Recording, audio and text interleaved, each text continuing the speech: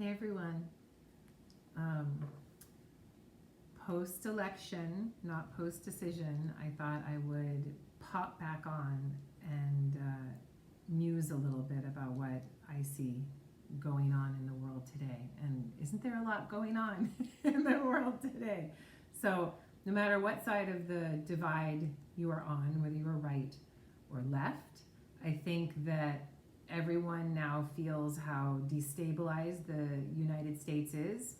And the analogy that I like right now is that I think a lot of people on the left felt that this election could solve everything, that, we would have this great blue wave and it would sweep away all the bad things, and kind of like pretending or deceiving yourself that you don't really have a problem with whatever substance you have a problem with, and you find out you still are the same person that you were before.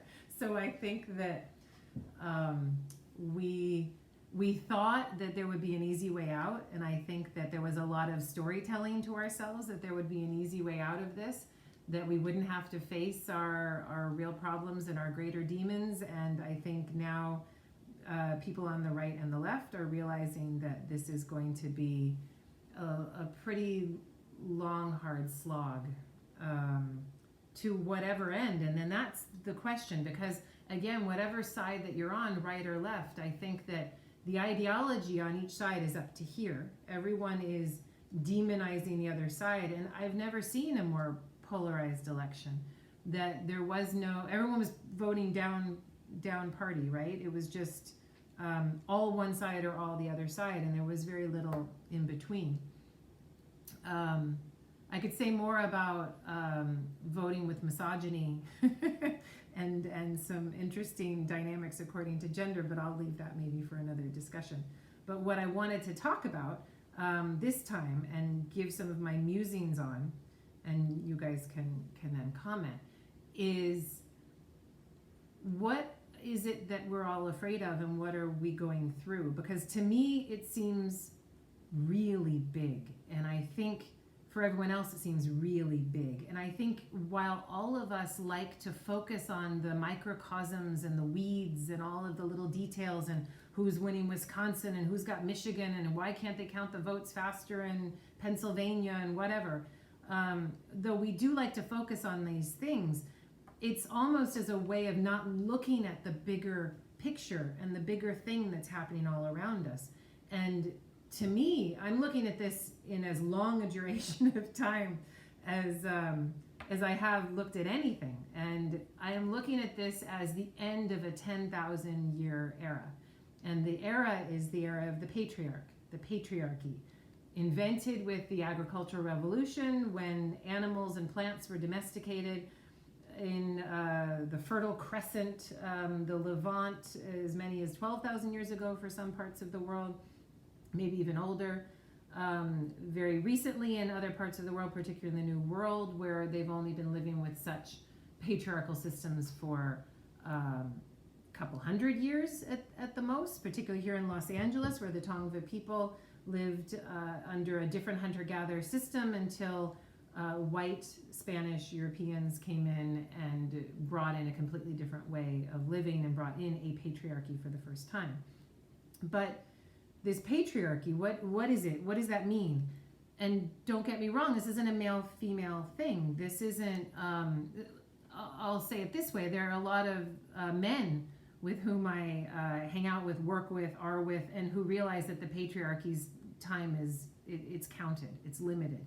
It is an unsustainable reality, because the patriarchy is about putting people in boxes, competing over space, making sure you have as many people as possible, creating growth no matter what, smash and grab type politics, a lot of aggression and a lot of competition.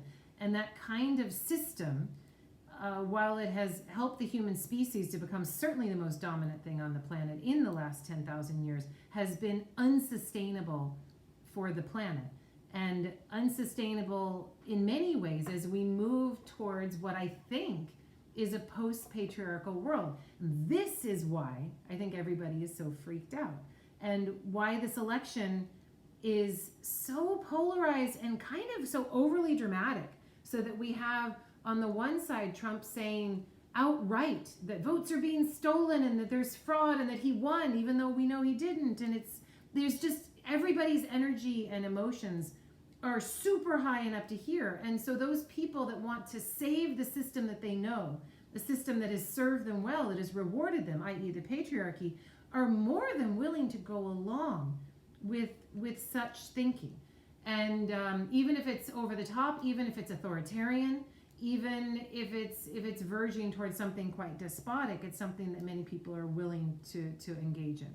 Because what this shift to me is undermining so many things that we have thought of as normal. For the first time, we are allowing people to be somewhere in between male and female. We're allowing gender to be non-binary. We're allowing transgenderism to exist. We're allowing homosexuality to exist in all of its forms in the United States. This is highly destabilizing for patriarchal systems, and it's something that is a real hot button issue that people will vote for to try to stop. We are talking about reproduction and how women should have rights to control a pregnancy that starts within her own body. And there's a patriarchal segment of the population that says, absolutely not, a woman cannot do that. She must have that child no matter what. And that's a discussion we're having. That is a very patriarchal discussion to be having. We're discussing who gets to get married at the same time that society is deciding that most of it doesn't really want to get married anymore and that children are optional. Marriage and children are optional. When I grew up, moving in with my boyfriend was the biggest problem, and it was a game changer. It was devastating. It was hugely problematic. Now it is the norm. It is what people do. Marriage is not something that in most of American or European society that you need to do. It's something that you might do to create a certain kind of lifestyle that you want to be a part of, but it's certainly not required. And even if you're married, you don't need to have children.